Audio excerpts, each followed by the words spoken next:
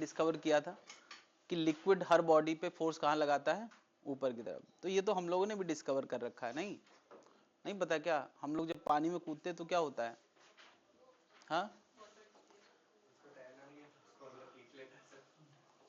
अरे हमको इतना तो महसूस होता है कि हम ग्रेविटी की तरफ उतना तेजी से नहीं अब खींच रहे हैं जितना नॉर्मली गिरते हैं। नहीं, वेटलेसनेस महसूस होता है, ऐसा लगता है जैसे हमें ग्रेविटी के अलावा भी कोई फोर्स ऊपर की तरफ लग रहा है। तो ग्रेविटी तो लग ही रहा है, लेकिन एक फोर्स ऊपर की तरफ लगने लगता है। उसी को हमने नाम क्या दिया है, बॉयंट फोर्स। और इसके बारे में किसने बताया था, आर्किमिडीज ने। तो आर्किमिडीज ने जो चीज बताई थी उस जमाने के लिए, है ना, क्योंकि मैथमेटिकली बताई थी तो उस जमाने के लिए नया था। हालांकि उसके एक्सप्लेन करने का लॉजिक बड़ा अजीब था, उसको मैं समझाना चाह रहा हूं कि उसने कैसे बताया कि लिक्विड किसी बॉडी पे फोर्स लगाता है। खैर, तो पहले तो अपना दायरा समझ लें कि हम क्या बात करने वाले हैं। ये आर्किमिडीज नहीं है यार, ये बस केवल सिचुएशन में आने के लिए है।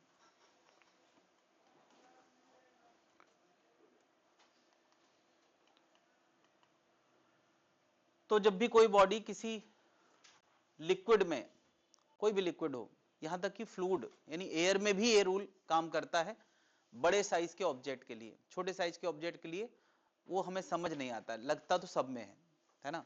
जब भी कोई चीज किसी फ्लूइड में डूबी होगी तो उस चीज को पूरा डुबाओ या पार्शियल डुबाओ तो उस पर एक फोर्स लगता है ऊपर की तरफ, और वो फोर्स किसके बराबर होता है, जितना लिक्विड उस बॉडी ने हटाया है उसके वेट के बराबर। बात समझे, क्यों लगता है, क्यों लगता है? तो मैं पहले तो क्यों का जवाब दूं, क्यों लगता है। सोचा यार, इस लिक्विड के अंदर मैं लिक्विड की एक बॉल कंसीडर कर रहा हूं। गौर से देखोगे तो यहां तुम्हें एक बॉल नजर आएगी। किसी को नजर आई यार? मैं तो गौर से देख ही रहा हूं। हाँ, ये मुझे बताओ, इस बॉल में लिक्विड चारों तरफ से फोर्स लगा रहा होगा कि नहीं? इधर से, इधर से, इधर से, इधर से। क्यों लगा रहा होगा? ये बात हम लोग लॉ ऑफ प्रेशर में पढ़ चुके हैं। अरे हर जगह प्रेशर है, और जब भी प्रेशर होता है तो वो किसी भी बाउंड्री पे परपेंडिकुलरली लगता है। और इसके एक्सप्लेनेशन का तरीका मैंने क्या बताया, तो ये पॉइंट कंसीडर करो, इसको चारों तरफ से वेक्टर्स मिल रहे होंगे जिनका net perpendicular to the surface आएगा। हम चाहे जैसा टेढ़ा मेढ़ा ऑब्जेक्ट कंसीडर कर लें, सरफेस के परपेंडिकुलर हम फोर्स एक्सप्लेन कर सकते हैं। यानी इस बॉडी को चारों तरफ से फोर्सेस लग रहे हैं। नीचे वाले एरो मैंने बड़े दिखाए हैं, ऊपर वाले छोटे दिखाए हैं। नहीं, क्यों, ऐसा क्यों भाई? नीचे प्रेशर ज्यादा होगा तो फोर्स भी ज्यादा लगेगा, ऊपर कम होगा, इसलिए इन सारे वेक्टर का नेट कहां आएगा? आई मीन राइट आएगा, लेफ्ट आएगा, ऊपर आएगा, नीचे आएगा, मैं ये पूछ रहा हूं। इतना बस मैं समझना चाह रहा हूं। इन सारे वेक्टर का एक्स कंपोनेंट कैंसिल हो जाएगा, वाई बचेगा, और ये जो नेट आएगा यही बॉयंट फोर्स है। ये बॉयंट फोर्स क्यों है? तो लिक्विड के चारों तरफ लगाए गए प्रेशर में नीचे वाले प्रेशर ज्यादा हैं, ऊपर वाले कम हैं, जिससे उस बॉडी पर एक नेट फोर्स ऊपर की तरफ लगेगा अपार्ट फ्रॉम द ग्रेविटी। ये तो लिक्विड ने लगाया है। क्या इस समय इस पे ग्रेविटी फोर्स नहीं लगा रही होगी? लगा रही होगी, लगा रही होगी, है ना।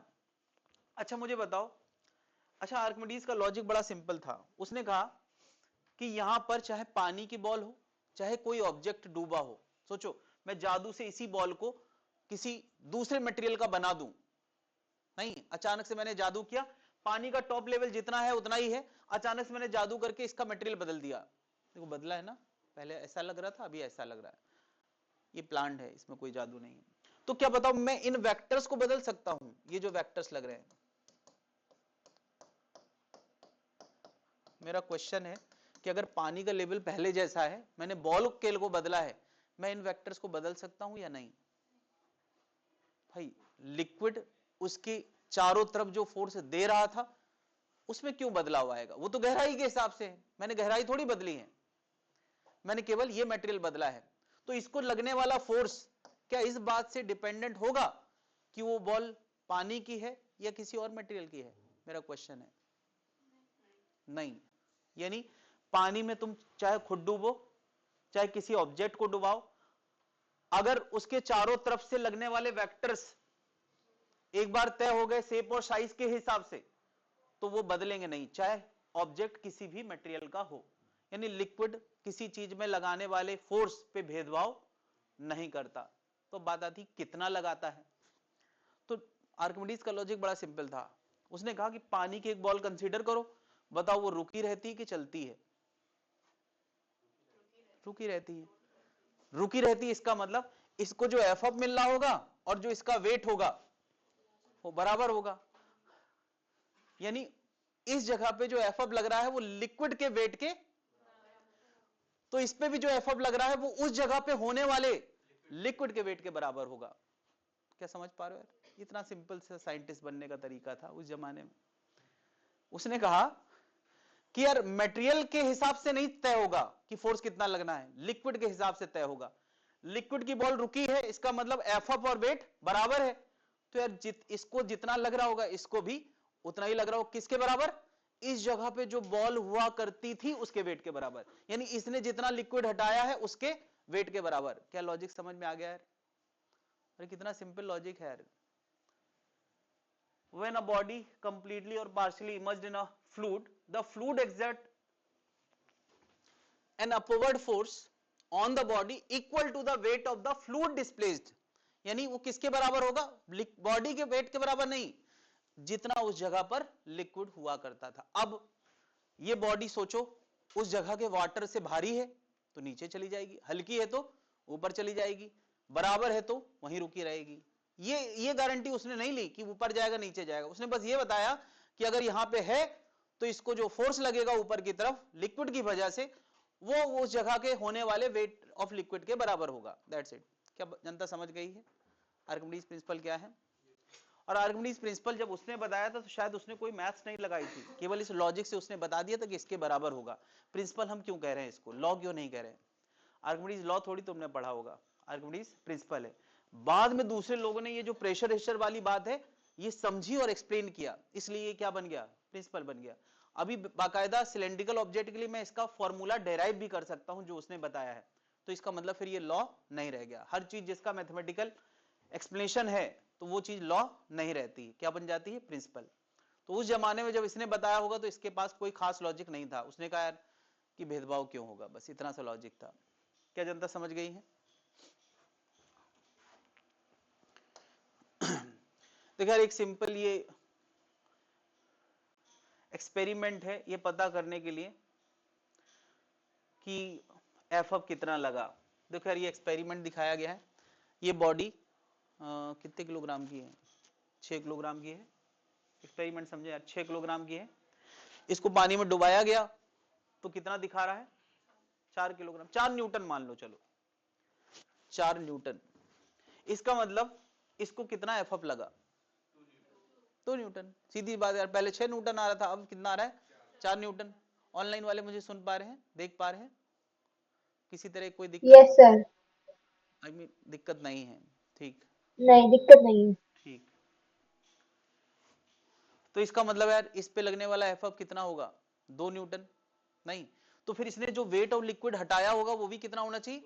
तो इसमें देखो क्या इंतजाम किया, यहाँ एक होल कर दिया है और पूरा यहाँ लबालब पानी भरा है।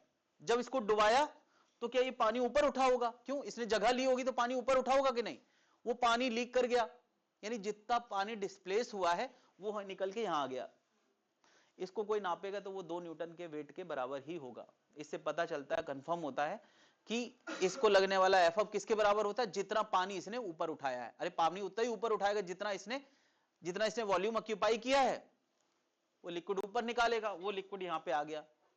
क्या जनता समझ पा रही है ये क्या एक्सपेरिमेंट है? देखो यार एक और तरीका दिखाया गया है। ये 6 न्यूटन की बॉडी है, डुबाया तो कितना हो गया? 4 न्यूटन। तो इसका मतलब इसको एफ कितना लगा है? 2 न्यूटन। किसने दिया है? ये सारे वेक्टर किसके होते हैं? अरे ये सारे रेड वेक्टर किसके हैं? वाटर ने जो लगाया है किसको? बॉडी को। तो क्या पता है यहां बॉडी ने ऑब्जेक्ट को नहीं लगाया होगा भाई, एक्शन का रिएक्शन। तो इमेजिन करो कि ये रेड वेक्टर वाटर ने दिए हैं, ग्रे वेक्टर किसने दिए हैं? ऑब्जेक्ट ने दिए हैं। नहीं, तो मेरा क्वेश्चन है कि इस कंटेनर के टोटल वेट मान लिया ये 80 न्यूटन का था या जो भी कुछ 10 न्यूटन का था, तो क्या इसके वेट पे फर्क पड़ना चाहिए या नहीं?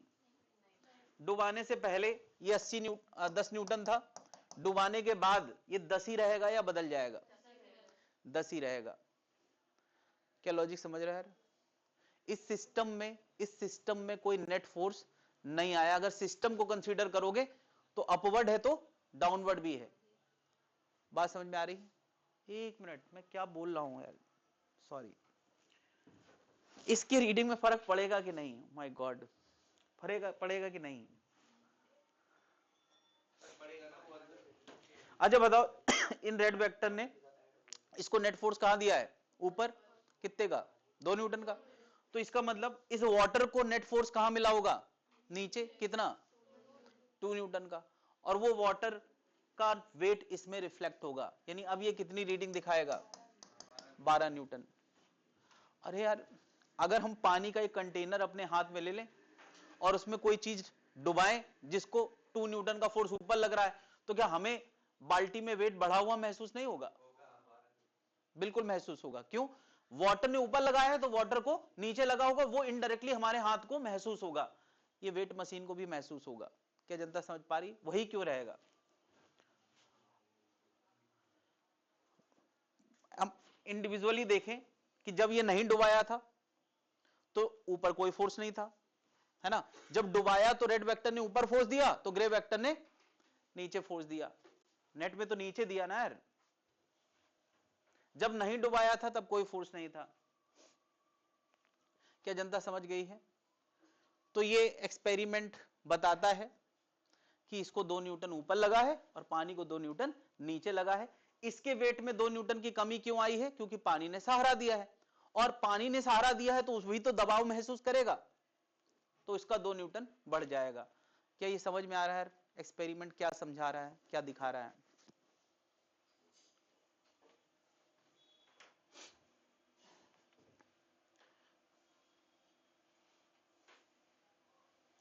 इसकी रीडिंग 10 न्यूटन पहले थी। किसकी रीडिंग थी? ये कंटेनर की रीडिंग है भाई। इस वेट मशीन में कोई कंटेनर रखा गया है तो वेट मशीन बढ़ जाएगा, इस पे बढ़ जाएगा।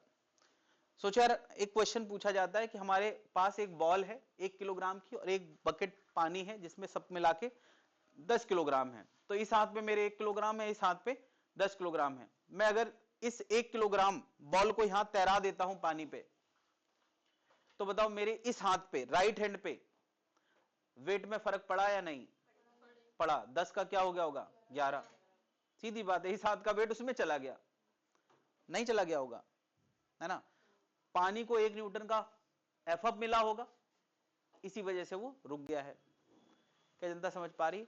वरना अगर ऐसा हो कि कोई फर्क ही ना पड़े तो हम अपना सारा सामान उसी में तैरा दें। हम कहेंगे हम तो बाल्टी 10 किलोग्राम की लग रही, सामान सब वो लेता जा रहा है। क्या जनता समझ पा रही है? ऐसा पॉसिबल नहीं है। एक्शन का रिएक्शन जरूर होगा। हाँ भाई, आर्किमिडीज पता है लिखा नहीं है, लेकिन पहले भी नहीं लिखा होता था, इसलिए हम लोग इस पे बात कर रहे हैं। चलो, मैंने अभी अभी थोड़ा देर समझाने की कोशिश करी कि ये बहुत सारे वेक्टर्स हैं। इन सारे वेक्टर, ये वेक्टर किसने लगाए हैं? ये वेक्टर किसका फोर्स है? फ्लूइड ने बॉडी पर लगाया, और इसका नेट कहां आएगा? ऊपर की तरफ आएगा। ठीक है, पूरा डूबा हो तो भी, आधा डूबा हो तो भी। ठीक है, एफ को लेके जो स्टेटमेंट दिया था उसका मैं मैथमेटिकल लुक बनाने वाला हूं।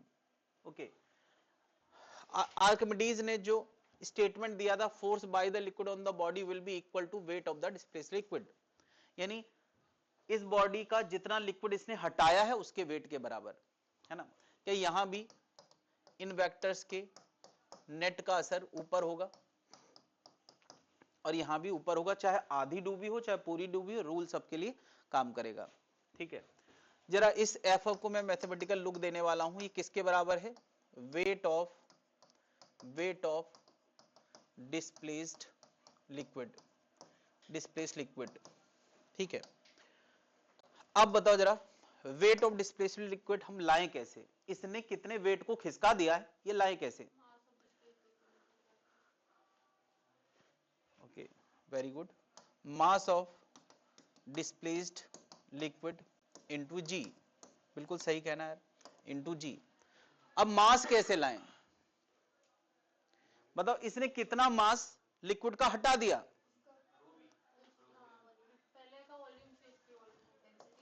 जो इमर्ज्ड वॉल्यूम है, डूबा वॉल्यूम है, वो वॉल्यूम पता हो, इनटू किसकी डेंसिटी पता हो? वाटर की। वॉल्यूम इसका, क्योंकि इसने अपने वॉल्यूम, अपनी वॉल्यूम की जगह ली है, तो वॉल्यूम इसका, लेकिन हमें वेट किसका निकालना है, इसका या वाटर का, लिक्विड का? लिक्विड का। तो हम लिखेंगे वी इमर्ज्ड इनटू रो किसका, लिक्विड का। तभी तो मास ऑफ द डिस्प्लेस्ड लिक्विड आएगा। वॉल्यूम किसका लेना पड़ेगा, डूबे वॉल्यूम का, और डेंसिटी किसका लेना पड़ेगी, लिक्विड की, इनटू क्या, जी। ये एफ का फॉर्मूला बन गया। ये फॉर्मूला बता यार, पूरे डूबे के लिए काम करेगा या अधूरे और पूरे दोनों के लिए? दोनों के लिए काम करेगा। क्या इतनी बात जनता समझ गई? पूरा डूबा है तो भी, अधूरा डूबा है। वी इमर्ज से मतलब क्या है, emerged volume, emerged volume of the body, डूबा वॉल्यूम, वो चाहे आधा डूबा हो चाहे पूरा डूबा हो, इमर्ज्ड वॉल्यूम।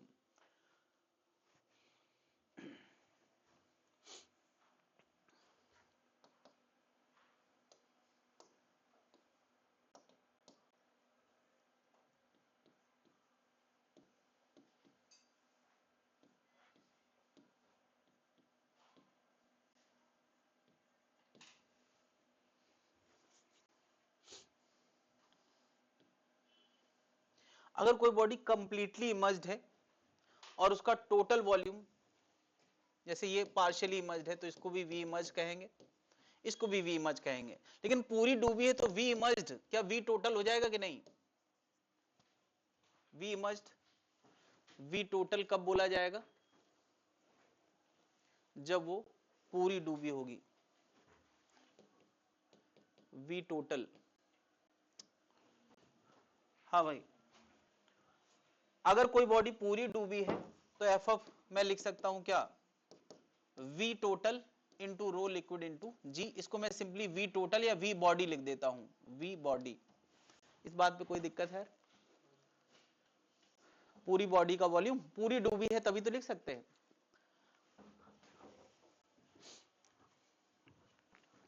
इस बॉडी के लिए मैं एक फॉर्मूला लिख रहा हूं, mass of the body equal to v of the body into rho of the body. क्या इस बात पे किसी को आपत्ति है? Mass of the body, v body into rho liquid. चलो, वी बॉडी को मैं यहां से क्या लिख सकता हूं, वी बॉडी को मास of the body upon rho liquid. हाँ,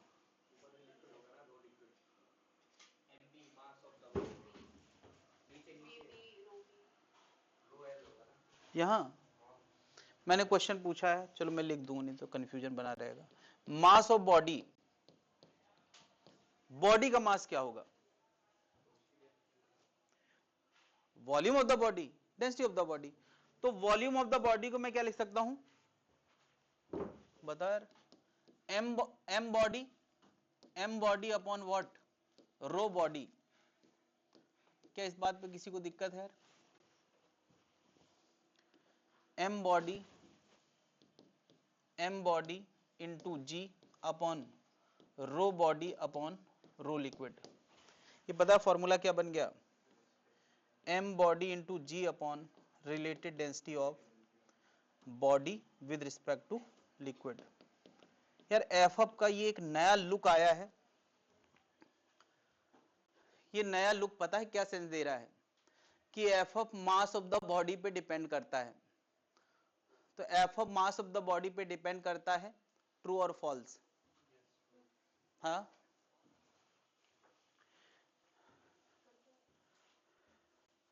चलो इसको देख के बताओ, F of mass of the body पे डिपेंड करता है या नहीं?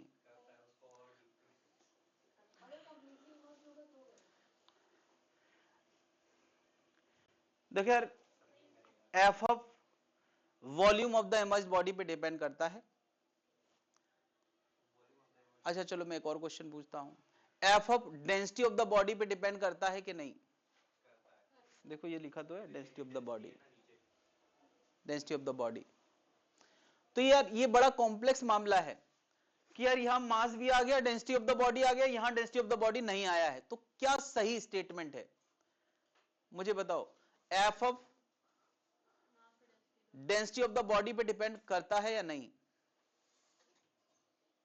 चलो मैं तुम्हें एक सिचुएशन देता हूं, एक इसी बॉटल को खाली करके मैंने अंदर डुबाया और इसको भर के अंदर डुबाया, एफ ऑफ सेम लगेगा या अलग अलग? तो क्या डेंसिटी भी तो अलग हो गई? पहले खाली बॉटल की डेंसिटी अलग थी, भरी बॉटल की डेंसिटी। चलो मैं अलग एग्जांपल लेता हूं, ये प्लास्टिक की बॉटल सॉलिड प्लास्टिक से बनाई गई खिलौने के लिए, सेम देखने में बाहर से सेम है, और एक खाली है, खाली डुबाओ भरी डुबाओ, किसको एफ ऑफ ज्यादा लगेगा? अगर दोनों सेम लेवल पे हैं तब तो सेम लगेगा। लेवल से क्या लेना देना? मतलब आपने अभी बताया ना कि जितने मतलब वाटर डिस्प्लेस सेम है तब फिर एफ ऑफ सेम लग रहा है। हाँ हाँ, तो वाटर डिस्प्लेस तो सेम ही होगा, हाँ। दोनों को डुबाएंगे वाटर डिस्प्लेसमेंट सेम होगा। इसका मतलब कि बताओ मास ऑफ द ऑब्जेक्ट पे डिपेंड किया या नहीं? नहीं किया, एफ ऑफ डिपेंड नहीं किया, नहीं किया ना, तो ज्यादा सही सेंस हमें ये आंसर दे रहा है। ठीक है,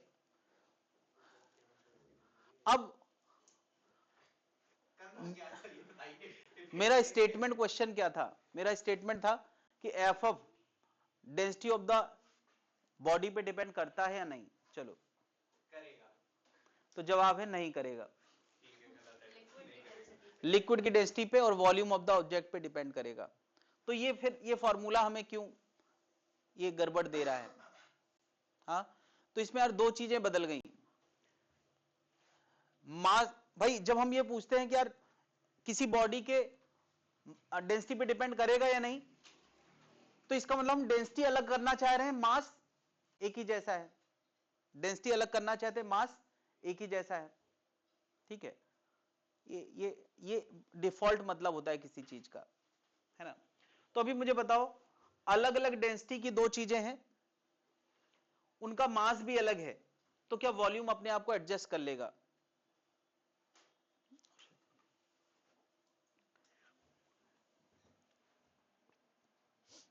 अच्छा बताओ, किसी बॉडी का अगर मास बदला है, एक बॉडी और दूसरी बॉडी का मास बदला है, तो डेंसिटी सेम रही होगी क्या? नहीं, दोनों बदले हैं इस तरह से कि वॉल्यूम वही बना रहे, दोनों बदले हैं इस तरीके से कि वॉल्यूम वही बना रहे। तो क्या ज्यादा सटीक स्टेटमेंट है? वॉल्यूम से डिसाइड करना सही है, दोनों बदल जाए और वॉल्यूम वही बना रहे तो एफ ऑफ बी वही बना रहेगा। तो इसमें दो पैरामीटर डिसाइड करने के लिए लग रहे हैं, यहां एक पैरामीटर लग रहा है, बात समझ रहा है। तो हम प्रोपोर्शनैलिटी हमेशा कैसे तय करते हैं? हाँ, बाकी पैरामीटर कांस्टेंट और एक जो चीज बदल रही है वो सामने होना चाहिए। नहीं, तो एफ ऑफ वॉल्यूम डिपेंडेंट है और density of the liquid dependent है ना। For the same volume, for the same volume mass और डेंसिटी बदल सकते हैं, दो दो चीजें बदल सकती हैं, लेकिन अगर वॉल्यूम सेम है तो मास और डेंसिटी इस तरह से बदलेगा कि वॉल्यूम सेम बना रहेगा, तो एफ ऑफ बी सेम बना रहेगा। तो यहां से डिसाइड करना ज्यादा सही है, क्योंकि इसमें दो पैरामीटर इन्वॉल्व हो जाते हैं और दोनों अनसेड रहते हैं कि क्या कहना चाहता है। नहीं, या तो सब कुछ बहुत क्लियर कर बोले कि भाई दो मास लिए हैं, है ना, जैसे बोले दो मास लिए हैं, रिलेटेड डेंसिटी सेम है, आई मीन दो अलग अलग ऑब्जेक्ट लिए गए हैं, इसकी रिलेटेड डेंसिटी और इसकी रिलेटेड डेंसिटी सेम है, मास अलग अलग हैं, तो इससे कंपैरिजन कर सकते हो। क्यों? रिलेटिव डेंसिटी के बाद में गारंटी ले ली और मास अलग अलग है तो एफ ऑफ में अंतर होगा। तो यार वहां ज्यादा स्टेटमेंट्स बोलना पड़ेंगे तब वो बात कंप्लीट होगी। कम स्टेटमेंट में अगर कोई आंसर पूछे तो तुम्हें जवाब यहां से देना, या तो बहुत सारी बातें बताए कि रिलेटिव डेंसिटी दो सिचुएशन में सेम है, एक छोटा ऑब्जेक्ट है एक बड़ा ऑब्जेक्ट है, सेम मटेरियल का है, सबको सेम है, तो एफ ऑफ किसको ज्यादा लगेगा? कम होगा। क्यों? वो भी तो सही है, ये गलत फॉर्मूला थोड़ी है, लेकिन इसमें ज्यादा इंफॉर्मेशन की जरूरत पड़ रही है स्टेटमेंट बनाने के लिए। क्या जनता समझ पा रही? स्टील की छोटी बॉल, स्टील की बड़ी बॉल, दोनों डुबाई गई, बताओ किसको एफ ज्यादा लगेगा? ज्यादा बड़ी बॉल को। क्यों? मास बढ़ा, वॉल्यूम बढ़ा। लेकिन इसी को तुम यहां से बड़े आराम से कह सकते हो भाई, वी मच बदल गया ना बड़ी बॉल का। यहां से सोचना ज्यादा आसान है या यहां से सोचना ज्यादा आसान है? बात क्लियर है? तो स्टेटमेंट जब भी कोई डिफॉल्ट स्टेटमेंट एक एक लाइन पे देंगे तो तुम यहां से फैसला लोगे, यहां से नहीं। बात क्लियर है? इसमें हमें एक से ज्यादा पैरामीटर सोचना पड़ते हैं, यहां एक ही पैरामीटर है, वॉल्यूम और डेंसिटी ऑफ द लिक्विड। यहां density of the liquid, body, बहुत सारी चीजें हैं, ये दो चीजें अपने आप को एडजस्ट कर सकती हैं। क्या इतनी बात समझ में आ गई है?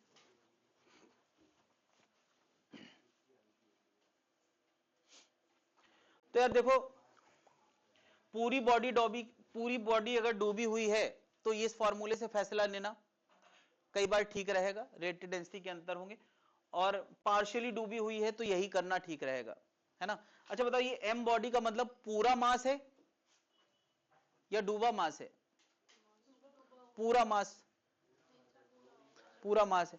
वी मस्ट का मतलब अगर पूरा डूबा है तो पूरा वॉल्यूम, आधा डूबा है तो आधा वॉल्यूम। तो ये ज्यादा जनरल बात लिखी है। बात क्लियर है? एक ही बॉडी को पूरा डुबाया है, उसी बॉडी को आधा डुबाया है, किस पे एफ ज्यादा लगेगा?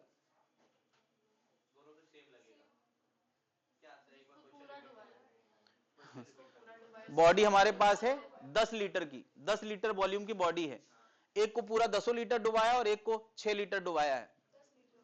जिसको पूरा डुबाया होगा उस पे एफ ज्यादा होगा। सामने है कैलकुलेशन। नहीं, बाकी पैरामीटर लिक्विड वही है, बॉडी की डेंसिटी पे डिपेंड नहीं है, डिपेंडेंस नहीं है ना? क्लियर है? खैर, यहां पर ये नोट करने के लिए जरूरी नहीं है, नोट करना जरूरी नहीं है, बस एक बार देख लें, और वैसे तो नोट करा कराया है ही है।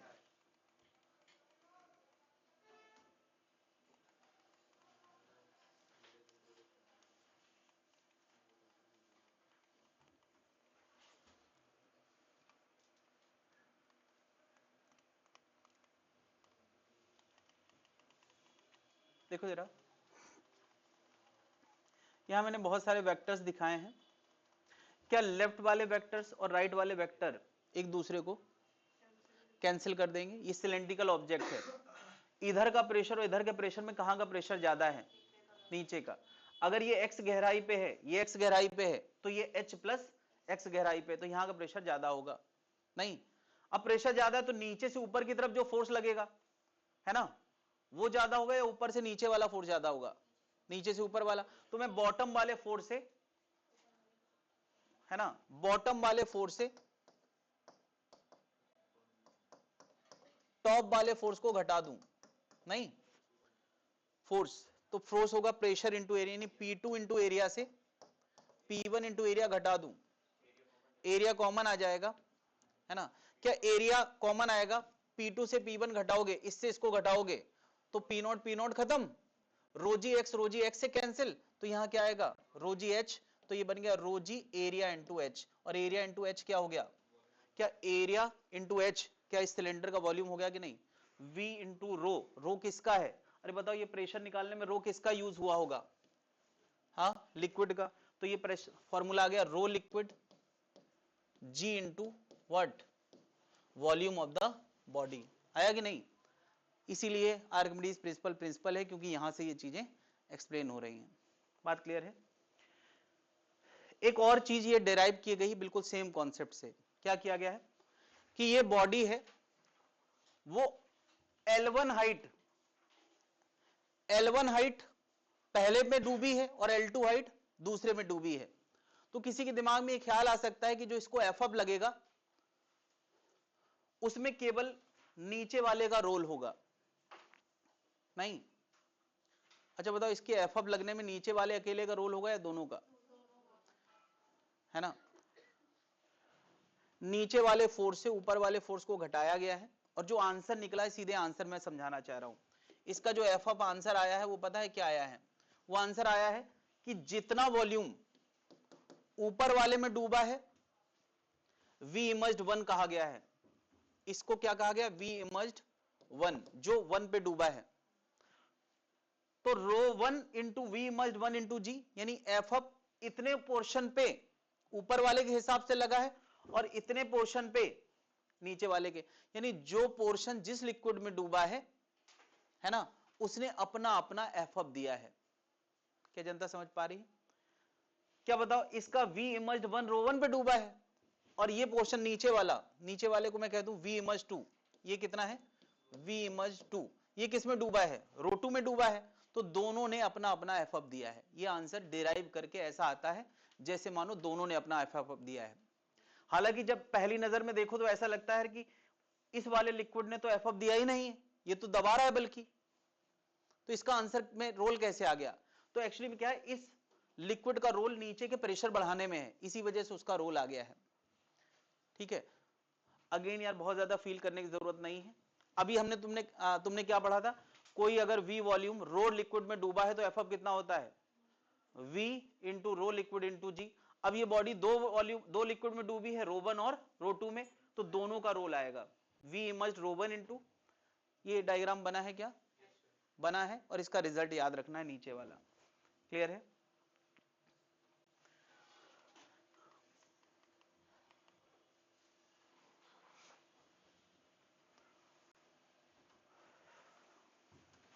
कई बार ना लैंग्वेज ऐसी लिखी होगी कि एक ऑब्जेक्ट को स्प्रिंग मास बैलेंस से मेजरमेंट किया गया है।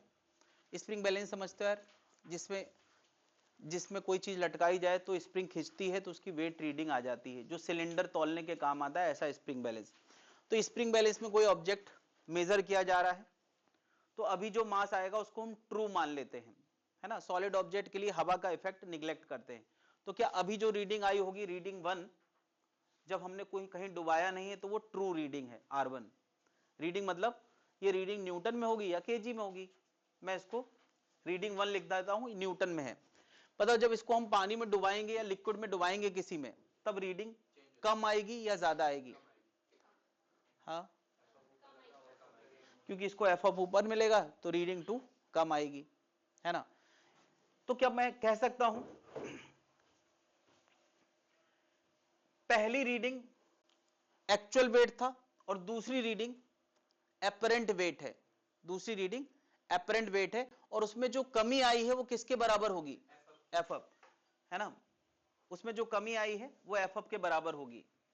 चलो, क्या मैं कह सकता हूं रीडिंग 1 और रीडिंग 2 में जो अंतर आया होगा वो किसके बराबर होगा, एफ अप के? नहीं, तो रीडिंग 1 बराबर क्या हो जाएगा, रीडिंग, चलो ऐसे लिख दो, रीडिंग 2 बराबर हो जाएगा रीडिंग 1 माइनस एफ अप। क्या ये बात समझ रहे हो? सेकेंड रीडिंग एपरेंट वेट कहलाता है। एपरेंट क्यों? पानी में डुबाने पे जो वेट नजर आएगा उसको हम क्या बोलते हैं, एपरेंट वेट। और रीडिंग 1 वो क्या था, एक्चुअल वेट। तो इसको W लिखा गया, इसको W एपरेंट लिखा गया है, माइनस व्हाट, एफ अप। ठीक है, एफ अप का हमने फॉर्मूला क्या पढ़ा है, एफ अप का फॉर्मूला अभी पढ़ा है, पूरी डूबी हुई बॉडी के लिए क्या पढ़ा है, mg अपॉन RD। mg को हम W लिख सकते हैं, mg W है वेट। तो देखो जरा, अगर ये लाइन तक बात समझ में आ गई है तो इसके अगली वाली लाइन, इसको इधर पहुंचाया गया है, इसको उधर पहुंचाया गया है ना। तो RD का फॉर्मूला क्या बन जाएगा, RD का फॉर्मूला बन जाएगा W upon W minus W apparent. ये किसकी रिलेटेड डेंसिटी का फॉर्मूला बना है यार, ये रिलेटेड डेंसिटी ऑफ बॉडी किसके रिस्पेक्ट में है, लिक्विड। बॉडी की डेंसिटी निकालने का ये एक तरीका है। हमें नहीं पता ये बॉडी किस डेंसिटी की है, तो पहले एक बार क्या करो, सीधे तौल लो, वो हो गया एक्चुअल वेट। फिर उसको पानी में डुबा के तौल लो, वो क्या हो गया, एपरेंट वेट। तो रिलेटिव डेंसिटी आ जाएगी। क्लियर है? ये फॉर्मूला सीधे रट सकते हैं, या इतना सा स्टेप है जो तुम समझ भी सकते हो। एपरेंट वेट कम होगा या एक्चुअल वेट कम होगा? चलो मैं सीधे यहीं से समझाता हूं। एपरेंट वेट कम होगा कि एक्चुअल वेट कम होगा? एपरेंट कम होगा। एपरेंट कम होगा, एक्चुअल ज्यादा होगा। कितना कम हुआ है? जितना एफ अप ने सहारा दे दिया है। तो इसमें से एफ अप घटा दो तो एपरेंट आ जाएगा। इसकी 2 लाइनें आगे बढ़ाओगे तो ये फॉर्मूला आराम से समझ में आ जाएगा। ये फॉर्मूला समझते हुए करोगे तो याद रख पाओगे, वरना फिर वही बात है, बहुत सारे फॉर्मूले आ जाएंगे, याद रखना मुश्किल हो जाएगा।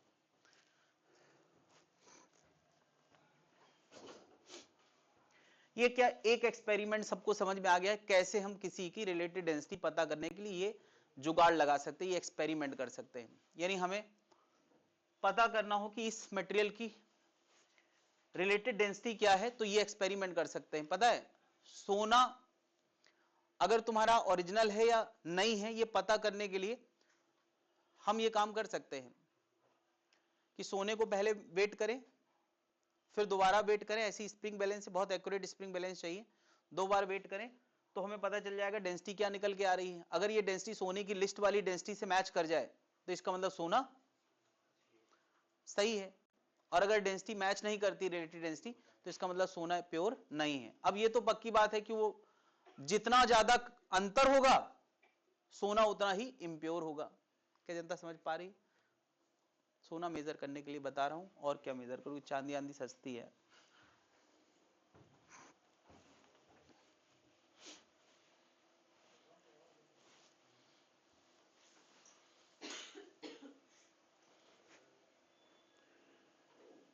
ये लाइन से चीजों को कनेक्ट करो कि वेट जो इसको R2 को मैं क्या कह रहा हूं, W एपरेंट, इसको मैं कह रहा हूं W ओरिजिनल।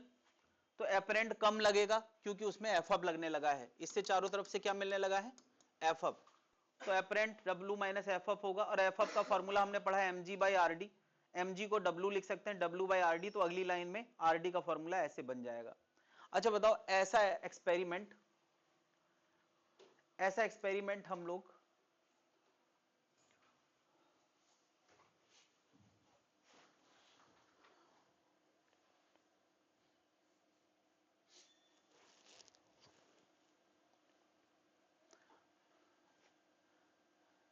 इसमें क्या किया गया है, एक बार एक ही ऑब्जेक्ट को रो1 लिक्विड में डुबाया गया है, उसी ऑब्जेक्ट को रो2 लिक्विड में डुबाया गया है। हम इन लिक्विड की डेंसिटी को कंपेयर करना चाहें, लिक्विड की डेंसिटी को कंपेयर करना चाहें रो1 और रो2 को, नहीं तो उसका मेथड निकाला गया है। पता है अभी अभी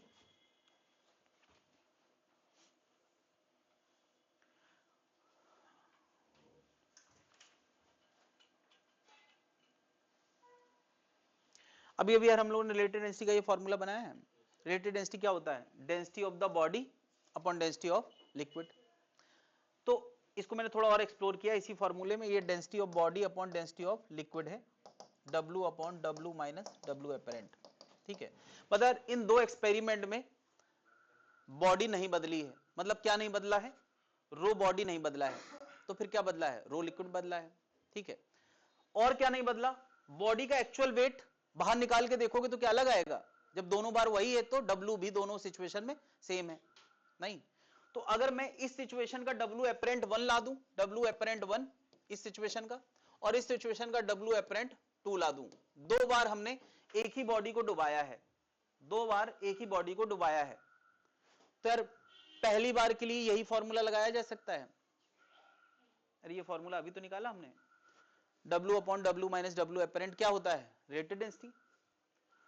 क्या दूसरी बार भी यही फॉर्मूला लगाया जा सकता है, इन दोनों सिचुएशन में क्या बदला है, यार ये तो हमने एक्सपेरिमेंट निकाल लिया होगा, W माइनस W एपरेंट। हाँ, लिक्विड का रो1 बदला है, तो देखो यार यहां से जब इनका रेशियो करेंगे तो रो2 बाई रो1 का आंसर ये दो एक्सपेरिमेंट के रेशियो से आ जाएगा। ठीक है, ये किसका कंपैरिजन है, दो सिचुएशन में नहीं दिया, ये खाली जगह छोड़ी गई, खाली जगह छोड़ी उसको यूज कर सकते हैं।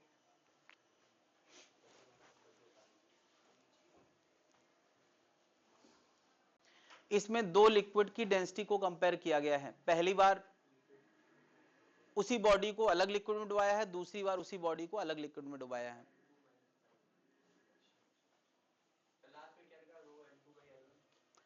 दोनों लिक्विड की डेंसिटी का रेशियो, पहली बार W माइनस W एपरेंट,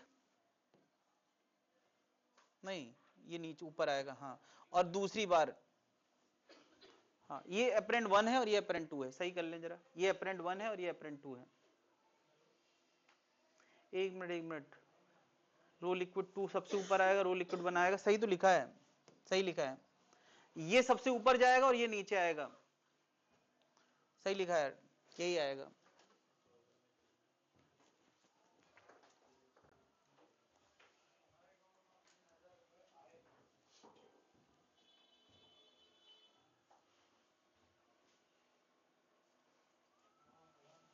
ये हमने क्या कंपेयर किया है? Comparison of density of liquid in two containers. दो कंटेनर की डेंसिटी का कंपैरिजन करने के लिए एक्सपेरिमेंट है कि हम एक बार डब्ल्यू अप्रेंट यहां निकालें, एक बार डब्ल्यू अप्रेंट वहां निकालें, उसकी मदद से हम डेंसिटी को कंपेयर कर सकते हैं।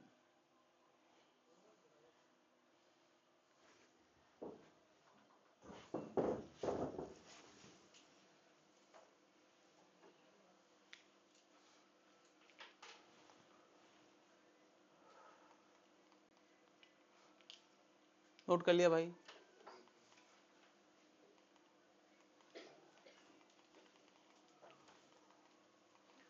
नेक्स्ट आगे दिया होगा लॉ ऑफ फ्लोटेशन। आगे बढ़े जरा। कोई ऑब्जेक्ट पूरा डूबा हुआ है, पूरा डूबा हुआ है, तो नीचे उसको क्या लग रहा होगा? mg, जो हमेशा लगता है, और ऊपर क्या लगेगा? लिक्विड ने जो बॉडी को दिया है एफ। ठीक है, mg को मैं थोड़ा और एक्सप्लोर कर रहा हूं। क्या बताओ, मास ऑफ द बॉडी को वॉल्यूम इंटू डेंसिटी लिख सकते हैं? वॉल्यूम इंटू डेंसिटी लिख सकते हैं ऐसे, V body rho body into G. अब अगर वी बॉडी दोनों में है,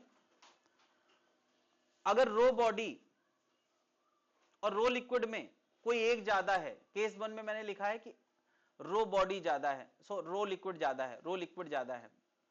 ठीक है, अगर ये ज्यादा है तो इसका मतलब हुआ एफ ऑफ mg से ज्यादा है। भाई अगर रो लिक्विड ज्यादा है, इसका मतलब क्या हुआ? एफ ऑफ mg से ज्यादा है। इसका मतलब पानी ने जो फोर्स दिया है वो ज्यादा है और जो वेट है वो कम है। तो इस बॉडी के साथ क्या होने वाला है? हाँ, ये बॉडी ऊपर एक्सलेट करना शुरू करेगी और फाइनली जाके ये टॉप पे स्टे करेगी। फाइनली जाके ये टॉप पे स्टे करेगी और थोड़ा डूबी रहेगी और थोड़ा बाहर निकल आएगी, है ना। अच्छा, बाहर निकलने के बाद इसका मामला इक्विलिब्रियम में क्यों आ जाएगा? क्योंकि पूरा डूबे में इक्विलिब्रियम में नहीं है। क्या ज्यादा है? एफ अप ज्यादा है। तो कम डूबे में एफ अप कम हो जाएगा, वेट के बराबर आ जाएगा। तो जहां पे एफ अप वेट के बराबर हो जाएगा, वहां पे वो फ्लोट करती हुई नजर आएगी। यानी फाइनली ये कहां रहेगी? टॉप पे रहेगी। क्या इतनी बात समझ में आ रही है?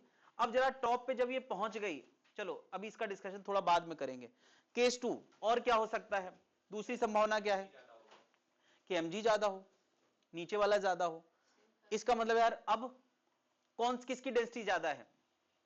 यार mg ज्यादा मतलब रो बॉडी रो लिक्विड से ज्यादा है। इसका मतलब रो बॉडी रो लिक्विड से ज्यादा है। तब क्या होगा? तब बॉडी नीचे एक्सलेट करेगी न्यूटन के सेकंड लॉ के हिसाब से, है ना। बॉडी का इफेक्ट डायग्राम ऐसा बनेगा, यहां बॉडी का इफेक्ट डायग्राम ऊपर बना था। अच्छा, क्वेश्चन में क्या इसका एक्सेलेरेशन नहीं पूछा जा सकता? बताओ, एक्सेलेरेशन पूछा जाए तो तुम क्या लिखोगे? This minus this equal to m a, जिस भी लुक में हो। अगर इस लुक में है तो mg माइनस एफ अप, इस लुक में है तो this minus this equal to m a. क्या एक्सेलेरेशन पूछा जा सकता है? बॉडी इस जगह पे एक्सलेट करते हुए नीचे जाएगी और फाइनली बॉटम पे जाके स्टे करेगी। अभी हम बॉटम पे पहुंचने के बाद का डिस्कशन करेंगे। तीसरा केस क्या हो सकता है?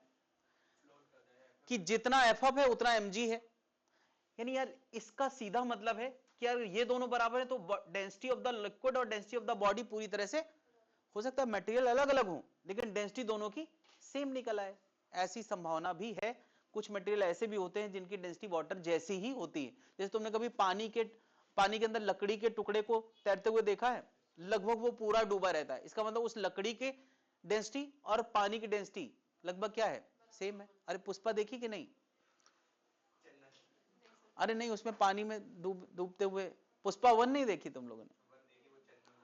हाँ, पानी में तैरता है तो वो बिल्कुल बाहर नहीं निकला होता, लगभग वो डूबते हुए तैरता है। इसका मतलब उसकी डेंसिटी पानी की डेंसिटी के बराबर है।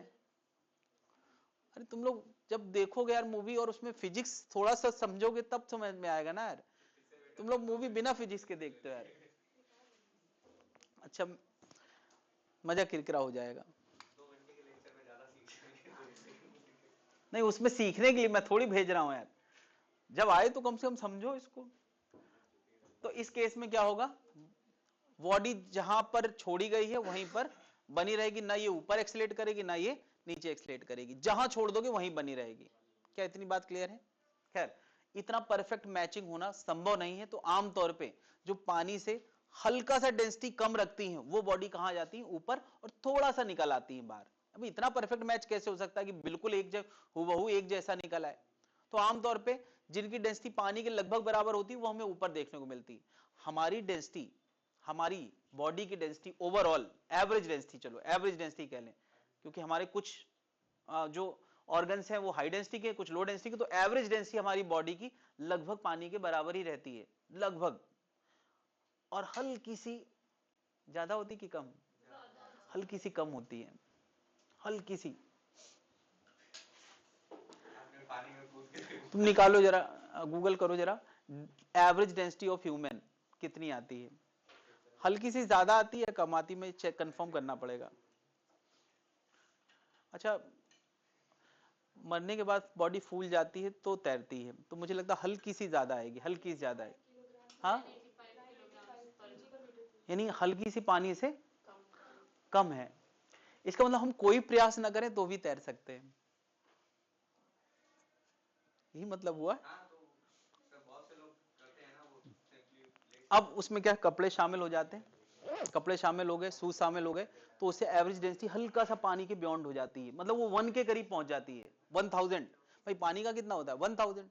दूसरी बात, पानी की डेंसिटी भी सटीक नहीं रहती, 4 डिग्री पे इतनी मिलती है, बाकी टेम्परेचर पे हल्की सी कम रहती है। तो तुम देखो यार, इंसान की डेंसिटी और पानी की डेंसिटी लगभग सेम ही रहती है। दो चीजें हो गई यार। एनिमल्स भी फ्लोट करते हुए तुम्हें मिले होंगे, कभी मिले यार? एनिमल्स पानी में मर जाते हैं तो फ्लोट करते हुए मिलते हैं।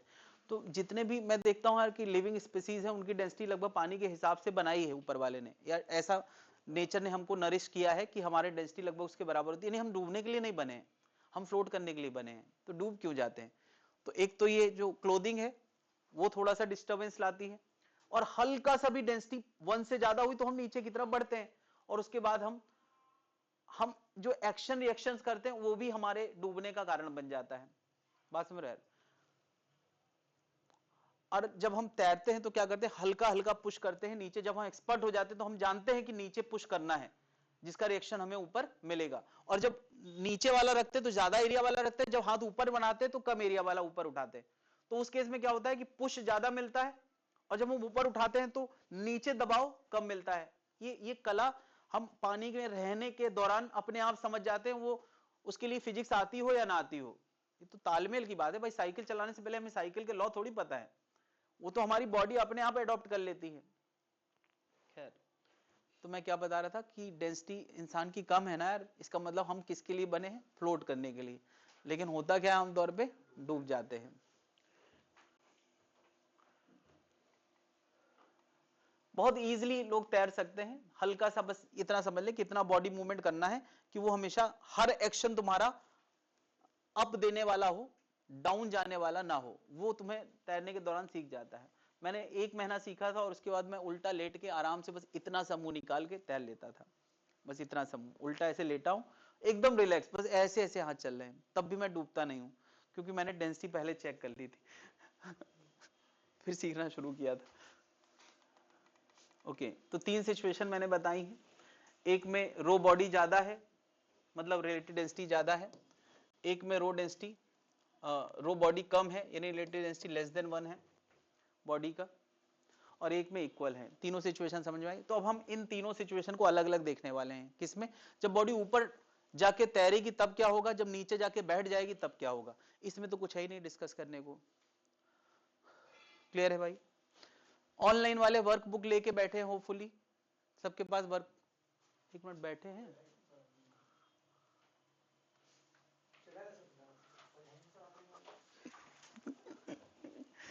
क्या बात कर रहे हैं?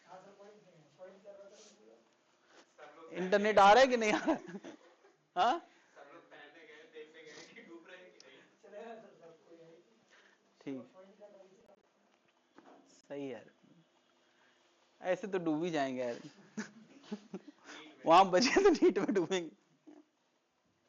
हाँ भाई, आज उन लोगों की बेचारों की 2 क्लास हो जाती है, एक सुबह पढ़ के जाते हैं, फिर यहाँ पे। हाँ, उनका बहुत लेट शुरू हुआ है तो बहुत ज्यादा है।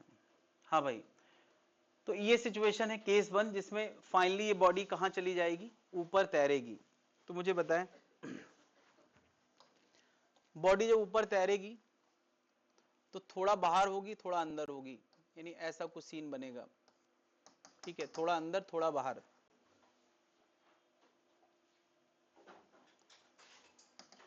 अच्छा, ये मैंने थोड़ा देर पहले एक्सेलेरेशन की बात करी थी, कोई पूछे कि इस समय जब ये अंदर है तो इसमें कौन कौन से फोर्स लग रहे हैं, mg लग रहा है और एफ अप लग रहा है, और एक्सेलेरेशन कहां आएगा, केस 1 में रो बॉडी रो लिक्विड से कम था, तो बता यार, यानी इसका मतलब एफ अप अच्छा रो लिक्विड एफ अप ज्यादा है और mg कम है, तो एक्सेलेरेशन ऊपर आएगा। इक्वेशन क्या बनेगी बताएं जरा, F up minus M G is equal to M into A का आंसर हम लिख सकते हैं, है ना। अच्छा, एफ अप का फॉर्मूला हमने एक पढ़ा था m g upon r d वाला, ये लिख देते हैं, तो क्या m सब जगह से कट जाएगा और a का आंसर आएगा g 1 upon r D minus 1, ये फॉर्मूला आएगा। नहीं, ये एक्सेलेरेशन मास से इंडिपेंडेंट है ना, डेंसिटी पे डिपेंडेंट है, g 1 upon r D minus, और कहां की तरफ होगा, ऊपर की तरफ। पूछ लिया यार, कुछ प्रॉब्लम नेट की प्रॉब्लम तो नहीं रही है, तुम पता ही ना चला हो, ये क्या हुआ, क्या बताया था यार, स्टेन कॉल रखना है।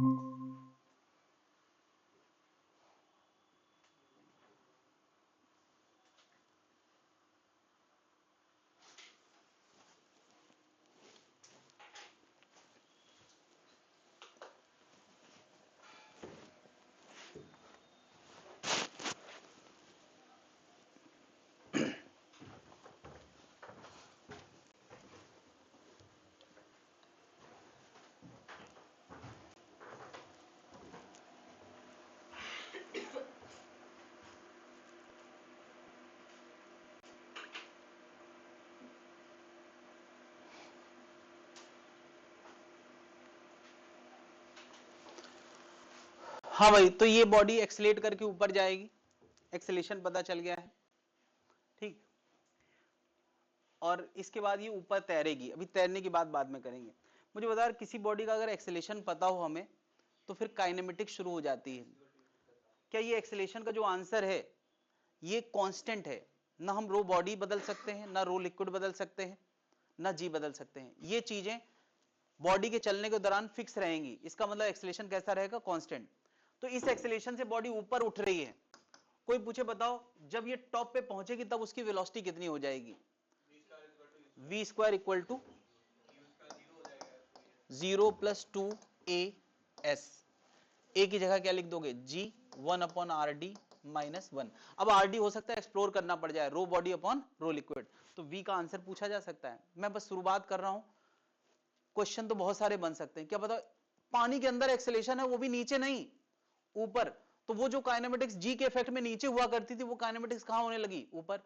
ये क्वेश्चन पूछा time to reach at the top, time, हाँ टाइम कितना होगा, तो यार s equal to u t plus half a t square, और a की जगह कितना, जो भी a है ना, तो t का आंसर आएगा under root 2h by a, और a की जगह कितना, a की जगह g 1 upon r D minus 1।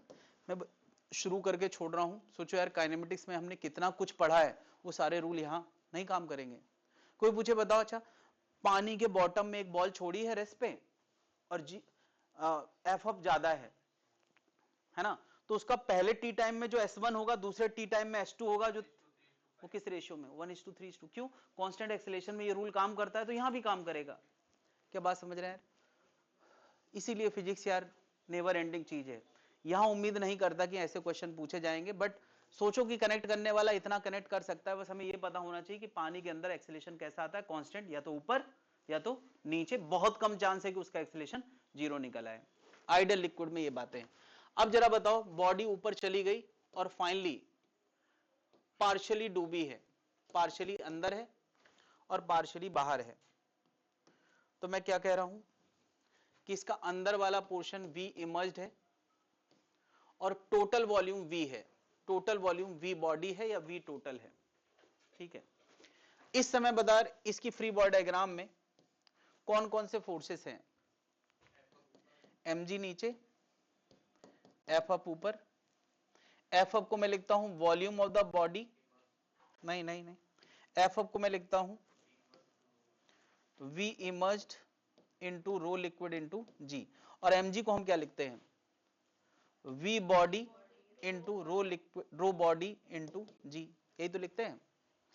अभी बता, जब टॉप पे ये कम डूबी है तो ये फोर्स भी पहले से कम हो चुका होगा, और अब अगर ये बॉडी ऊपर जाके रुक गई है, एक्सेलरेशन 0 है, तो न्यूटन के फर्स्ट लॉ के हिसाब से हम क्या लिख सकते हैं? V इमर्ज्ड रो लिक्विड बराबर क्या? V बॉडी इंटू रो बॉडी, G से G कट जाएगा, नहीं तो यहां से एक रूल आया, V emerged upon V body बराबर क्या? रो बॉडी बाई रो लिक्विड। अच्छा बताओ, ये डिस्कशन जब मैं कर रहा था तो मैंने शुरू में ही एजम्पशन क्या लिया था? कौन ज्यादा है, रो बॉडी या रो लिक्विड? रो बॉडी कम है। कौन कम था? रो बॉडी। तो कम वाली चीज ऊपर है, ज्यादा वाली नीचे है, ये तुम्हें ऐसे ही याद रहेगा। V इमर्ज्ड और V टोटल का रेशियो है, तो टोटल ज्यादा होगा कि डूबा ज्यादा होगा? टोटल ज्यादा होगा, डूबा कम, तो कम वाला अपॉन ज्यादा वाला, कम वाला अपॉन ज्यादा वाला, याद रहेगा। V emerged upon V total क्या होगा इसमें यार? अगर कभी कोई सिलेंड्रिकल ऑब्जेक्ट डुबाए, सिलेंड्रिकल, तो सिलेंडर का H इमर्ज्ड और H टोटल जरा देखें। मैं इसी फॉर्मूले में सिलेंडर की बात कर रहा हूं। बताओ, सिलेंडर का V इमर्ज्ड को मैं लिख सकता हूं एरिया इंटू H इमर्ज्ड, और V बॉडी क्या हो जाएगा? एरिया इंटू H टोटल, ठीक है। H emerged upon H total क्या आ गया? फिर से रो बॉडी अपॉन रो लिक्विड। ये बातें हम केवल सिमेट्रिक बॉडी के लिए कर सकते हैं, सिलेंडर जिसका एरिया ऊपर से नीचे तक एक जैसा हो। मुझे बताओ, आइस ऑन वाटर जब फ्लोट करता है, आइस वाटर जब फ्लोट करता है, तो V इमर्ज्ड और V टोटल का रेशियो क्या आता होगा? V इमर्ज्ड और V टोटल का रेशियो क्या आता होगा?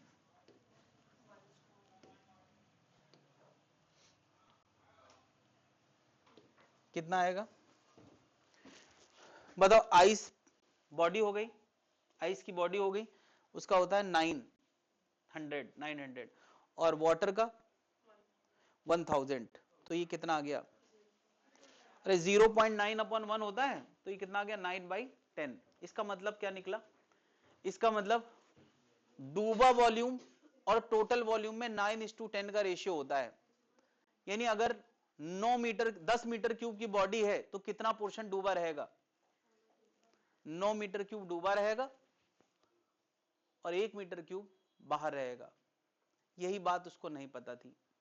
वो जो टाइटैनिक में ऊपर देखने वाला आदमी था, उसको लग रहा था यार ये बर्फ तो हमारा टाइटैनिक ऐसे ही तोड़ देगा, मगर उसने ये वाला लेक्चर मिस कर दिया। उसे पता नहीं था कि जितनी बर्फ ऊपर दिख रही है उसका 9 टाइम्स बर्फ कहाँ है? नीचे है।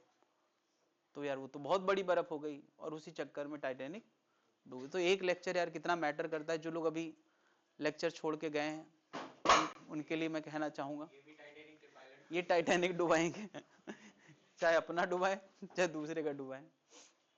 हाँ भाई, जो लोग आज आए नहीं उनसे मैं कहना चाहूंगा, किसी का जहाज क्यों डुबाओगे? ना अपना डुबाओ ना किसी का।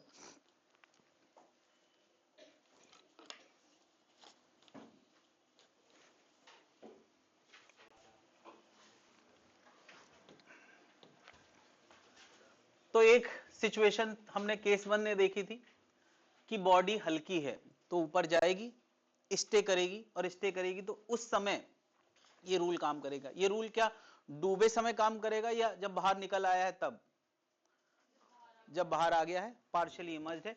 क्या ये रूल हाई डेंसिटी बॉडी के लिए काम करेगा या उन डेंसिटी के जो लिक्विड से कम है उन्हीं के लिए काम करेगा? ये बहुत कंडीशनल डिस्कशन है, तभी काम करेगा जब हल्की बॉडी है, यानी लकड़ी के लिए काम करेगा, है ना, या कोई ऐसी हल्की चीज उसके लिए काम करेगा।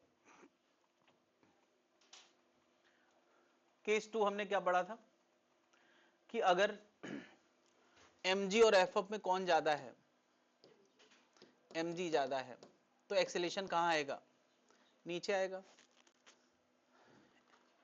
कितना आएगा, अच्छा एफ को मैं mg बाई आर डी लिख देता हूं, ठीक है। कौन ज्यादा है mg, तो इक्वेशन बनेगी mg minus mg by R D बराबर क्या, m इंटू ए। तो ए का आंसर कितना आ गया, g1 minus 1 by R D. क्या ये लॉज ऑफ मोशन है, इससे ज्यादा कुछ नहीं, ये सब हमें पहले से आता है। एक्सेलेरेशन आ गया, क्या ये एक्सेलेरेशन अगेन कांस्टेंट आया है, और जब कांस्टेंट एक्सेलेरेशन आ जाए तो राइटर के दिमाग में ये खुजली आती है कि उससे काइनेमेटिक्स जोड़ सकता है। बताओ अच्छा, अगर ये h गहराई डूबने को बाकी है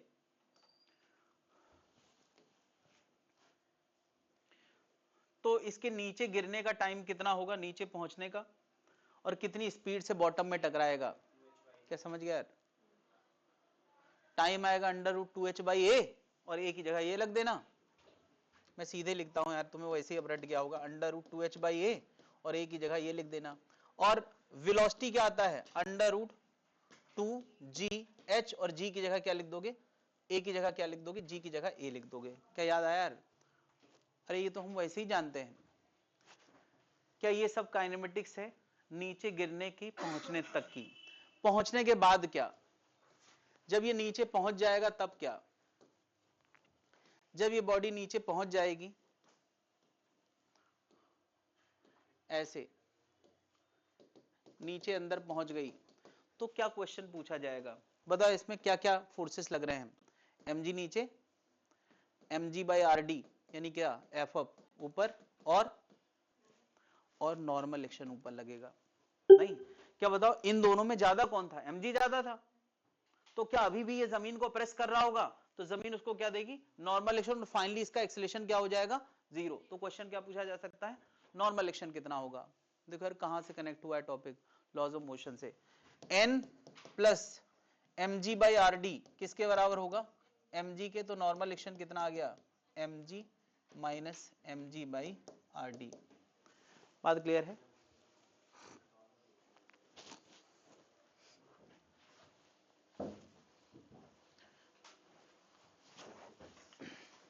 स्टे इन कॉल।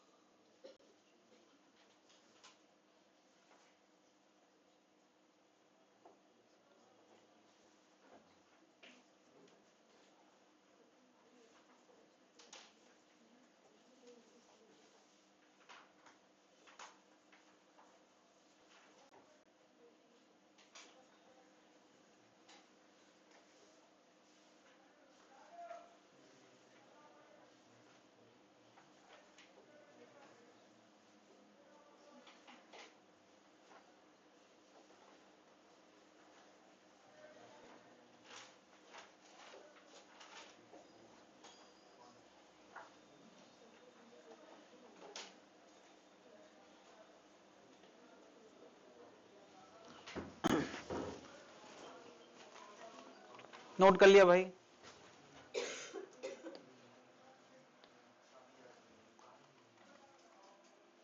तीसरे डिस्कशन में कुछ बात करने लायक है नहीं, तो उसमें हमें डिस्कशन नहीं करना है। इसके बाद क्या दिया है, केस 3 में क्या बात करेंगे, जब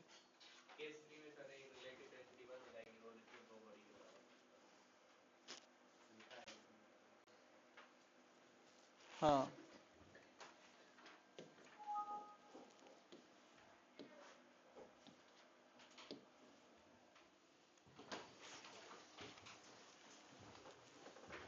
कुछ फेमस क्वेश्चंस हम लोगों को करना है इसी टॉपिक में। सबसे पहली चीज, मुझे बताएं 1 किलो लोहा भारी होता है या 1 किलो कॉटन? दोनों सेम 1 किलो के ये सर आपने कुछ याद दिला। क्यों, तुम्हारे के साथ हो चुका है हादसा? नहीं मेरे साथ भी हुआ है। गलती पहली बार तो हो ही जाती है। अरे सर लोहा फेंक के मारो तो ज्यादा लगता है, रुई नहीं। तो कौन भारी होगा भाई? जब मैंने कह दिया दोनों 1 किलोग्राम है तो कौन भारी होगा? चलो ये तो हो गया मजाक वाली बात। तो एक स्प्रिंग बैलेंस से हम 1 किलोग्राम लोहा मेजर कर रहे हैं और 1 किलोग्राम कॉटन मेजर कर रहे हैं। स्प्रिंग बैलेंस दोनों की रीडिंग सेम बताएगा या अलग अलग?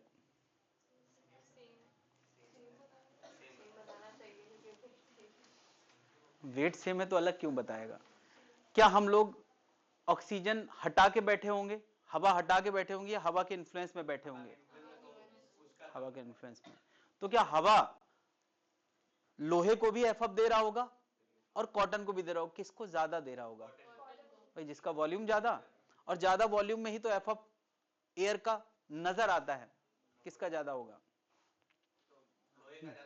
तो किसकी रीडिंग ज्यादा आएगी? लोहे की ज्यादा आएगी और कॉटन की कम आएगी। यानी कॉटन वाला अगर स्प्रिंग बैलेंस से कॉटन बेचता होगा, या वो वाला तराजू ले ले, चलो कोई भी तराजू ले ले, तो एक पल्ले में बिना एफअप वाली चीज रखा है ना के बराबर, और एक में एफअप वाली चीज रखा है, तो वो ज्यादा दे बैठेगा या कम? ज्यादा दे बैठेगा। जरा सोचो, सोच लो, इसीलिए तो मैं कह रहा हूं कम दिखाएगा तो उसको बराबर करना होगा तो ज्यादा डालेगा। ज्यादा दे बैठेगा। क्यों? क्योंकि 1 किलो देता तब तो पल्ला उठा हुआ होता। अरे चलो 1 किलोग्राम लोहा रखा है, 1 किलोग्राम रुई रखा है, पल्ला बराबरी पे होगा? नहीं, इसको एफअप मिल रहा है, पल्ला ऊपर चला जाएगा, तो तुम और कॉटन रखोगे पल्ला बराबर करने के लिए, तो तुम ज्यादा दे बैठोगे, ज्यादा। तो यार फिजिक्स पढ़ने का ये भी फायदा है, कल को कॉटन बेचोगे तो बर्बादी नहीं होगी। पहले से जो उसका वेट होता था 1 केजी वाला, उसका कम ही रखते हैं। अच्छा, खैर, तो ये भी समझ में आना चाहिए। तो सही रीडिंग कहां आएगी? वैक्यूम चैम्बर में आएगी। यानी अगर हमें कॉटन का सही मेजरमेंट करना है तो कहां आएगा?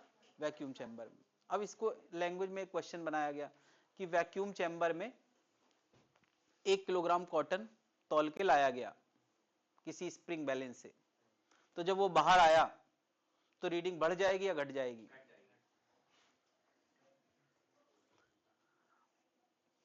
वैक्यूम चैम्बर में 1 किलो तौल के लाए, जब बाहर आएंगे तो रीडिंग बढ़ जाएगी घट जाएगी? घट जाएगी वाले हाथ उठाएं, बढ़ जाएगी वाले हाथ उठाएं। मतलब बात समझ गए कि जैसे ही बाहर आएंगे तो रियलिटी सामने आएगी कि उसको एफअप लगने लगेगा तो रीडिंग कम नजर आएगी। अब उल्टा पूछा जा सकता है कि हम एयर में कॉटन मेजर करके आए 1 किलोग्राम, वैक्यूम चैम्बर में ले गए, तब बढ़ जाएगी, तब वो सही रीडिंग दिखाएगा कि तुम ज्यादा दे बैठे हो। क्या जनता समझ पा रही है?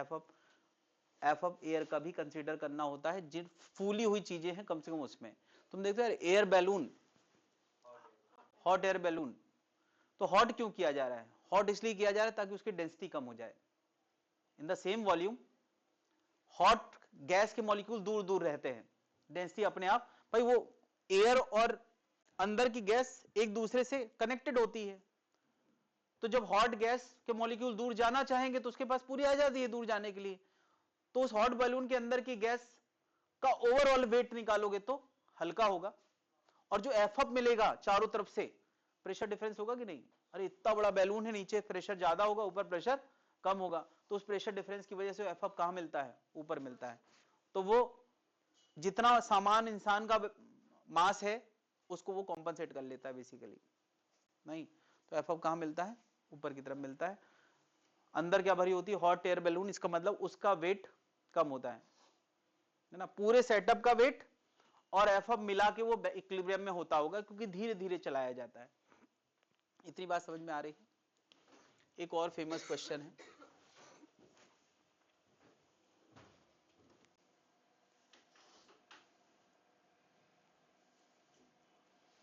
चलो मैं यहां बना रहा हूं,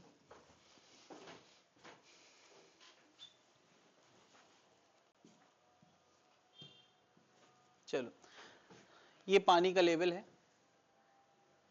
पानी का लेवल है।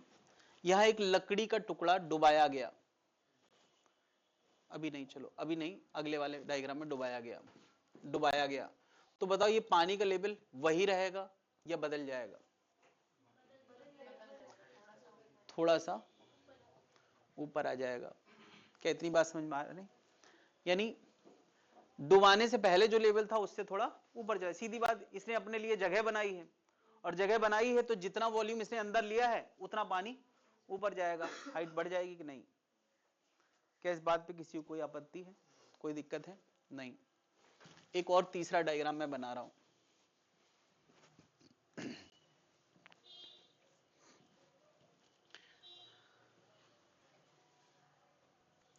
इसमें एक सिक्का रखा गया, क्वाइन। तो क्या पानी का वॉल्यूम फिर और ज्यादा हो जाएगा? नहीं। पहले से भी ज्यादा हो जाएगा? नहीं। क्या बताओ, सिक्का रखने पे अभी अभी जो वॉल्यूम ऊपर उठा है उसका वेट और सिक्के का वेट बराबर होगा? तुम्हें अभी वो एक्सपेरिमेंट याद है, वो पानी गिरा के बाहर निकाला गया था, तो वो पानी का वेट हमेशा किसके बराबर होता है? जितना एफ अप मिला है उतने के बराबर। वो ऑब्जेक्ट के वेट के मत बोलो, जितना उसको एफ अप मिला है उसके बराबर। तो सीधी सी बात है, और ऑब्जेक्ट तैर ही तो रहा है, तो इसका मतलब उसका एफ अप उसके वेट के बराबर है। क्या इस बात पे किसी को कोई आपत्ति है? नहीं। मुझे बताओ, सिक्के का वॉल्यूम ज्यादा होगा या डिस्प्लेस लिक्विड का वॉल्यूम ज्यादा होगा?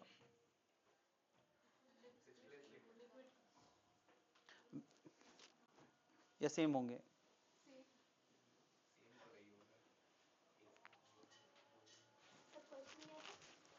जब हमने सिक्का रखा तो पानी का लेवल पहले से भी थोड़ा और ऊपर चला गया, कुछ वॉल्यूम ऊपर चला गया। तो ये जो वॉल्यूम है अभी अभी, ये जो वॉल्यूम नया वाला है यार, ये तीसरी लेयर है भाई। पहली लेयर ये थी, फिर लकड़ी का टुकड़ा डाला गया, फिर अभी सिक्का रखा गया, तो सिक्का रखने से पानी ऊपर चला गया होगा। तो मेरा क्वेश्चन है, सिक्के का वॉल्यूम और ये पानी का वॉल्यूम बराबर हो गया, अलग अलग? अलग होगा। क्या ये जो पानी ऊपर गया है वो होगा V into rho liquid into G, और जो mg ऑफ द क्वाइन होगा वो होगा volume of the coin rho coin into G. तुम्हें क्या लगता है, रो क्वाइन और रो लिक्विड में किसका रो ज्यादा होगा? रो क्वाइन रो लिक्विड से ज्यादा होगा, तो V coin V liquid up से ज्यादा होगा। V coin V liquid up से कम होगा। हाँ ओके, V लिक्विड अप ज्यादा होगा। मतलब for the same weight of coin water को ज्यादा वॉल्यूम चाहिए, क्योंकि वाटर फ्लो डेंसिटी का होता है। क्या लॉजिक समझ में आया सबको? अच्छा मुझे बताओ, सिक्का उठाऊंगा तो इसका लेवल फिर पहले जैसा हो जाएगा। पता है, अगर मैं कहता हूं ये गहराई कुछ L है, ओके, L डूबा गहराई L है, जब हम सिक्का उठाएंगे तो L बढ़ेगा या घटेगा? L घटेगा, L डैश घट जाएगा। सिक्का उठाएंगे, यहां सिक्का रखेंगे तो L डैश, दोनों तरह से क्वेश्चन पूछा जाता है। रखेंगे तो बढ़ेगा, उल्टा पूछने में ना ज्यादा हैंग होता है लोगों का। उठाएंगे तो L डैश कम हो जाएगा। अच्छा बताओ, उठाने के बाद फिर से डुबा दिया गया तो क्या L डैश पहले जितना हो जाएगा? सिक्का को फिर से डुबाया गया, देखो सिक्का उठाया गया तो L डैश हो गया, L dash is less than L ना, L ज्यादा है। सिक्का उठाया गया तो यहां आ गया, सिक्का फिर से डुबाया जाएगा तो सेम होगा या सेम से कम होगा? हाँ भाई, क्वेश्चन समझो जरा।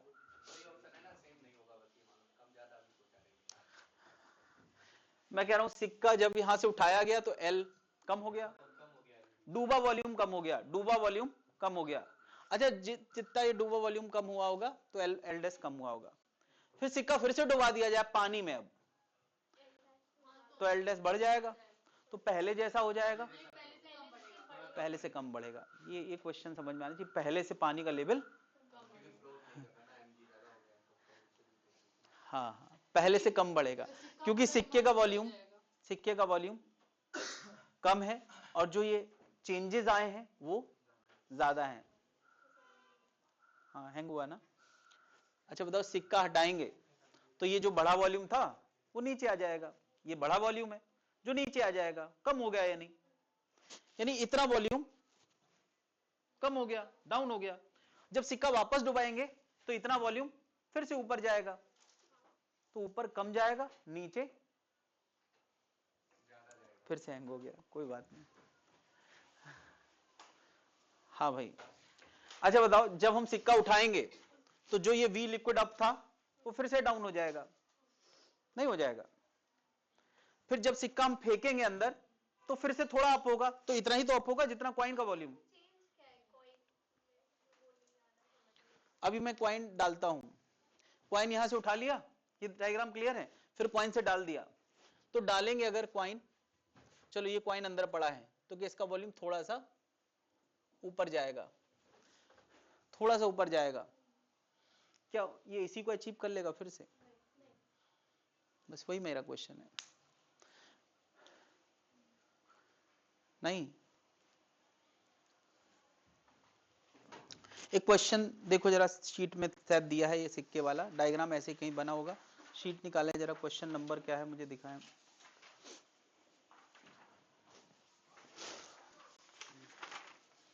कॉइन वाला क्वेश्चन नहीं है,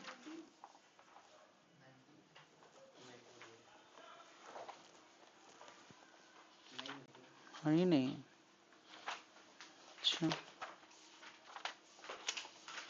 अच्छा, आर्किमिडीज थोड़ा आसान किया गया इस बार। क्वेश्चन क्या था मैं बता देता हूं। एक सिक्का इसमें पहले से रखा हुआ है, ठीक है, सिक्का निकाला और इसमें डाल दिया गया, सिक्का उठाया और अंदर डाल दिया, तो क्वेश्चन है L decrease, H increase, L decrease, H decrease, है ना, एल डिक्रीज, एच सेम, ऐसा कुछ कंफ्यूज करने के लिए दिया है। एक क्वेश्चन है, डायग्राम पहला वाला दिया है, अ coin is placed on wooden block and block is floating on water है ना, the coin removed from block and dipped into the water, ठीक है, ये क्वेश्चन है। कॉइन हटाया और पानी में वापस डुबा दिया गया, तो पानी की हाइट और डूबी लेंथ पे क्या फर्क पड़ेगा? एल घट जाएगी और हाइट भी, देख लो यार, सोच लो। सर क्योंकि कम उठेगा ना, बिल्कुल अगर सही आप बात। वाटर में डालोगे तो। जैसे हम सिक्का उठाएंगे तो पहले बात तो एल कम हो जाएगा, क्योंकि वुडन ब्लॉक की अपनी इक्विलिब्रियम डिस्टर्ब हुई है, तो एल कम हो जाएगा, इसको अब उतना डूबने की जरूरत नहीं है। दूसरी बात, ये ब्लॉक ऊपर जाएगा तो पानी का लेवल नीचे आएगा, लेकिन सिक्का डालने में थोड़ा सा ऊपर आएगा, पहले जितना ऊपर थोड़ी आएगा, तो हाइट पहले से कम हो जाएगी, यानी एल और एच दोनों डिक्रीज करेंगे। क्वेश्चन समझ में आ गया है?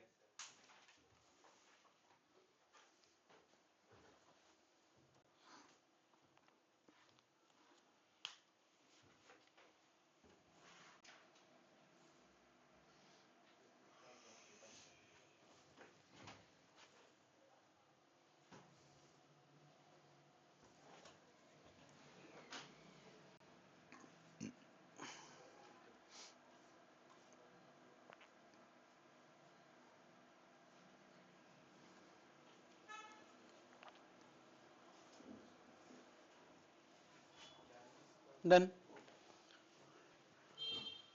आर्किमिडीज यार, फ्लूइड पूरा टॉपिक ही बहुत कम इंपॉर्टेंट टॉपिक माना जाता है।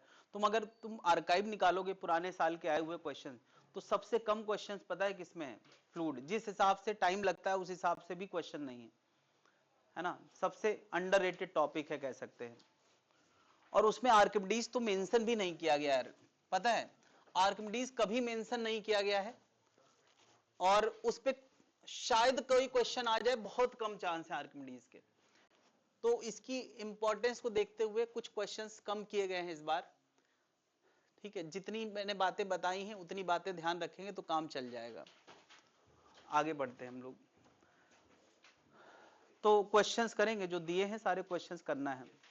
अच्छा, मैंने लिक्विड की वजह से एफ बताया, एयर की वजह से भी एफ लगता है, ये भी मैं बताया। जब बड़े वॉल्यूम की चीज होगी तो वहां भी एफ की वैसी बात करेंगे। एफ क्या होगा बताओ, एयर में एफ क्या होगा, volume of the object into density of what, air into G, है ना, बाहर वाली एयर की डेंसिटी इनटू जी, ये लगाना पड़ेगा। जैसे लिक्विड में बॉडी डूबी होती है तो लिक्विड की डेंसिटी लेते हैं, ऐसी हवा में बॉडी डूबी होगी तो हवा की डेंसिटी लेंगे।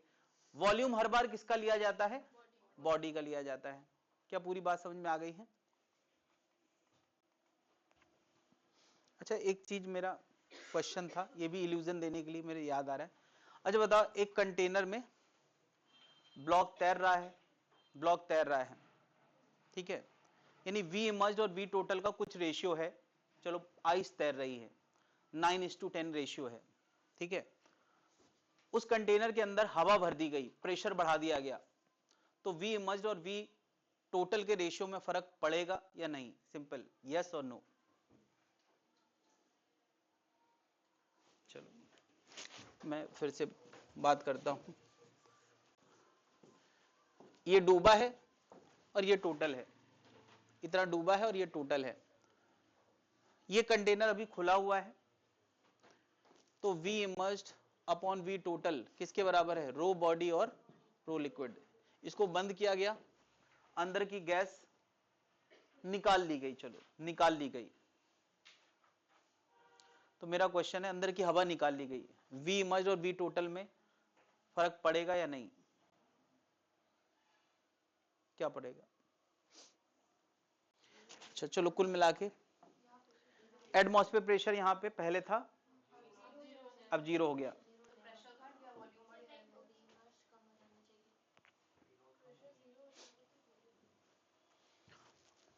चलो मैं फिर से क्वेश्चन बदलता हूं। कोई बॉडी है, उसमें जो एफ लगता है, एफ वो होता है volume immersed body rho liquid into G, ठीक है। इस एफ पर पी नॉट का कोई रोल है या नहीं है?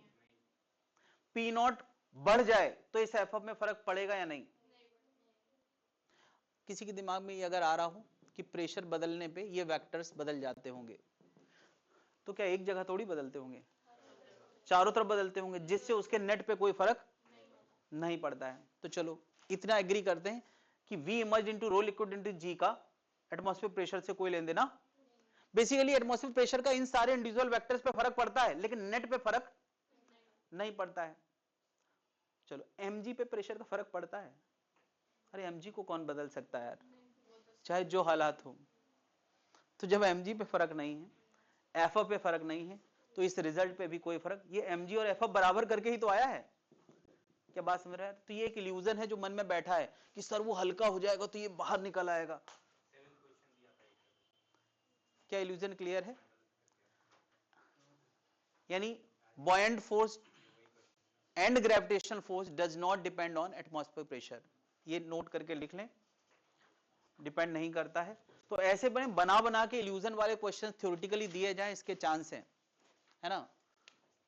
If P not is increase और डिक्रीज, है ना, नो इफेक्ट ऑन एफ और mg और गिवन फॉर्मूला, ये फॉर्मूला तभी भी वैलिड होगा, ये भी तभी वैलिड होगा, सब कुछ वैलिड रहेगा, पी नॉट से उसका कोई लेना देना नहीं है। इसमें यार इल्यूजन वाले क्वेश्चन बहुत पूछे जाते हैं और वो एकदम सेट हैं।